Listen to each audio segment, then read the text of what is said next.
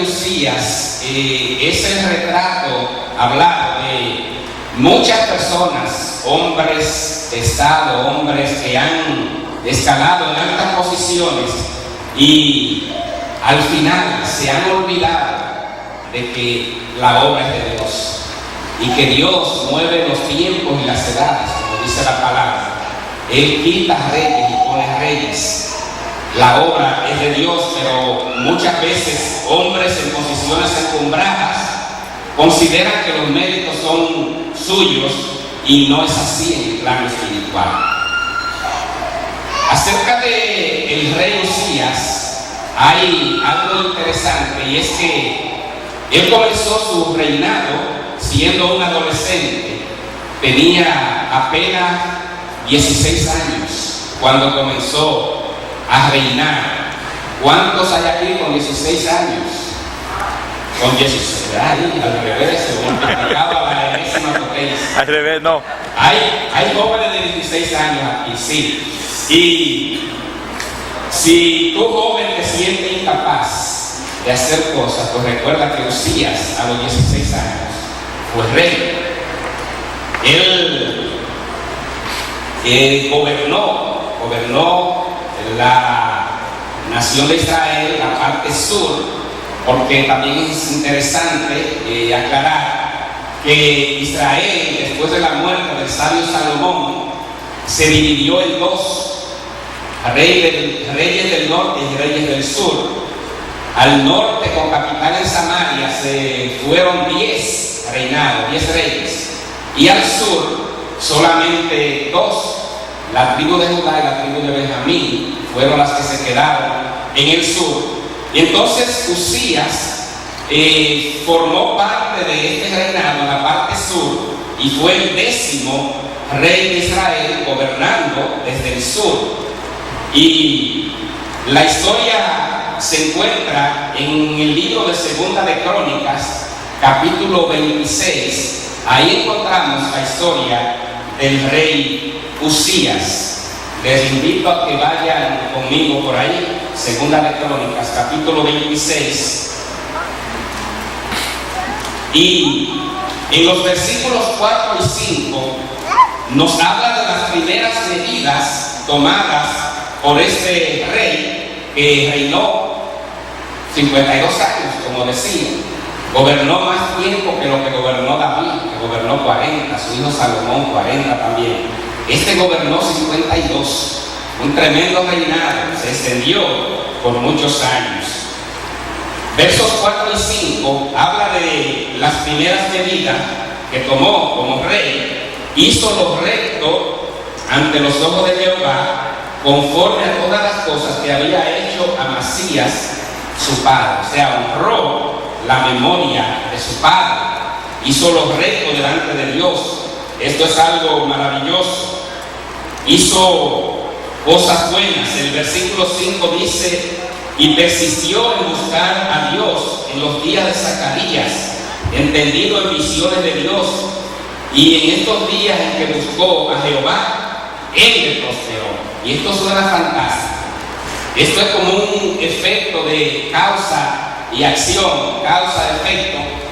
Él honró a Dios, se movió en una época de un fervor espiritual, como lo fue el tiempo del profeta Zacarías, que fue un hombre que recibió muchas visiones de parte del Señor. Y al parecer encontramos en Usías como alguien que se movió bajo la sombra de un hombre espiritual, un profeta llamado Zacarías. Y esto es interesante porque muchas veces nosotros somos el fruto de alguien que nos ha encaminado hacia las cosas espirituales.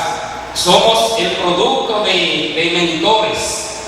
Esta semana que concluye hablaba con un joven y le decía de la importancia de tener mentores, modelos, personas a quienes seguir, personas de quienes escudarse en momentos de necesidad, porque hay algo que se ha hecho muy sonoro en nuestra cultura, un refrán que dice: dime con quién anda y te diré quién eres. De acuerdo a la gente que tú te mueve, busca compañía, a final de cuentas va a moverte bajo esa dirección. Una persona con influencias hacia malas palabras, malas conversaciones, te mueve bajo esa sombra y al poco tiempo te mueve igual, anda haciendo lo mismo, anda repitiendo a veces cosas que no la aprendiste en la casa, porque la aprendiste de alguien que te modeló. Ahora en el plano espiritual es lo mismo. Cuando tú te mueves bajo la dirección, bajo la sombra de personas que te convidan a hacer cosas buenas, a buscar de Dios, a moverte en los propósitos divinos, pues eso también va a influenciar tu vida. Y esto es lo que nos dice el versículo 5. En los tiempos de Zacarías, él buscó de Dios en esta época, un hombre que recibió mucha revelación de parte del Señor. Entonces tuvo éxito, fue exitoso porque él honró a Dios. Dice la palabra que Dios le prosperó. Y eso es interesante. Muchas veces no alcanzamos los éxitos deseados y tenemos que buscar cómo está nuestra relación con Dios.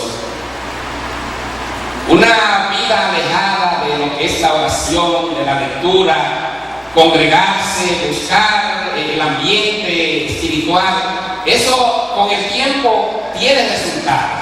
Los efectos están ahí y esto está a la vista. No es ajeno a nosotros en el mover de lo que es vida de iglesia.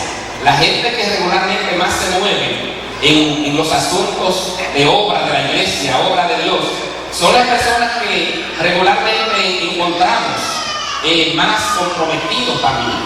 Los que más se mueven dentro de este compromiso son también los que Dios más usa en diferentes renglones del servicio cristiano. En cuanto a seguridad nacional, Usías hizo grandes reformas. Vamos a saltar al versículo 15. Dice, e hizo en Jerusalén máquinas inventadas por ingenieros. O sea, está hablando de una época bien remota, unos 3000 años atrás, y está hablando de máquinas inventadas o movidas por ingenieros, y dice para que estuviesen en la torre y en los baluartes para arrojar saetas y grandes piedras. ¿Qué te suena eso? Hombres elevados en altas torres con unas máquinas inventadas por unos ingenieros, y esas máquinas lanzaban saetas y grandes piedras. ¿Qué les parece? ¿No sería esto como una forma primaria de francotiradores, cuidando torres allá y con saetas en la mano lanzando grandes piedras también? O sea, este es un concepto de francotiradores, personas que cuidaban, que vigilaban la ciudad, y esto es un mérito del rey Usías. Dice que su fama se extendió lejos porque fue ayudado maravillosamente hasta hacerse poderoso. O sea, unificó el pueblo, se mantuvo haciendo un buen trabajo. Primeramente encontramos que es un hombre espiritual, un rey que busca de Dios, un rey que honró la memoria de su padre Amasías. Es un rey que se está moviendo dentro del plan de Dios, hizo lo recto, obedeció a Dios, ahora está fortaleciendo la seguridad nacional. Es un hombre que defiende su pueblo, es un hombre que es prosperado. Entonces dice que se hizo poderoso, grandemente poderoso. Y esto es algo interesante, hacerse poderoso, obtener dominio, obtener fama, obtener el prestigio de los demás. La historia de Usías, si terminara aquí y no avanzáramos, dijéramos, bueno, este fue un rey maravilloso, es el reinado que quizás sería digno de imitar por cualquier otro gobernante. Fue un hombre que hasta este momento está en el crisol de lo que es una gobernabilidad, un país, la región sur de Israel, que está en paz, está seguro, ama a Dios, tiene un rey temeroso de Dios, y todo esto suena bien.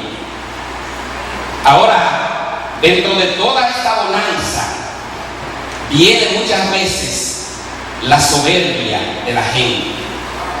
David, el rey David, un hombre conforme al corazón de Dios, en su momento de caída, de adulterio, era el momento culminante, era el mejor momento en el cual sus generales se encargaban ya de defender la seguridad del país, y él no necesitaba envolverse en guerra ni en asuntos bélicos, y entonces él se va dejado a reposar mientras sus generales defienden la nación. Estaba bien, gozaba de tranquilidad, estaba en paz. Y ustedes todos conocen lo que pasó, estando en el tejado, reposando mientras sus hombres defendían la nación. Él está tranquilo, está en paz, está fuera de una situación estresante. Y esto es bueno. Ahora, ¿qué ocurre? ¿En qué invirtió esos momentos libres? Esos momentos que podía emplear quizás para interceder por los que defendían a la nación. No, se fue a reposar, a descansar.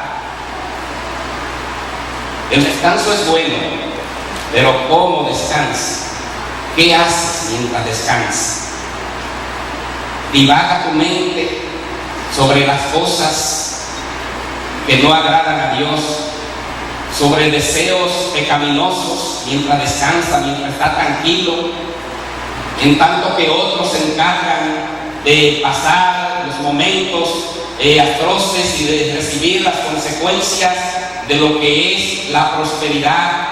La prosperidad también engendra envidia y celo de otros, y esto es algo que lo encontramos a lo largo de las Escrituras y también dentro del plano moral del ser humano. Alguien ha dicho que el éxito y la seguridad, la prosperidad, son más peligrosos que los fracasos. Suena un poquito extraño. ¿Sabe por qué? Porque en los momentos de fracaso, cuando estamos pasando por crisis intensas, es cuando el hombre entonces se inclina más hacia Dios. Amén. Dice el salmista David: busqué a Jehová y él me oyó y me libró de todos mis temores. Estaba en momentos de duda, de temores, momentos de conflictos, y en esos momentos entonces buscó él de Dios.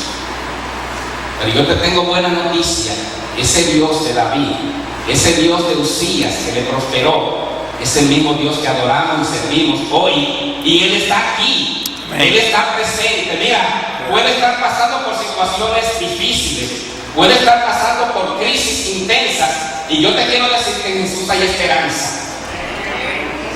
No se turbe vuestro corazón, dijo el Señor, crean en Dios, crean en mí. En momentos en que los discípulos estaban turbados, intranquilos, porque ya el maestro había anunciado que se iba, en medio de esa crisis el Señor dice: crean en Dios, crean en mí, porque en la casa de mi Padre hay muchas moradas. Hay esperanza para el pueblo de Dios, hay esperanza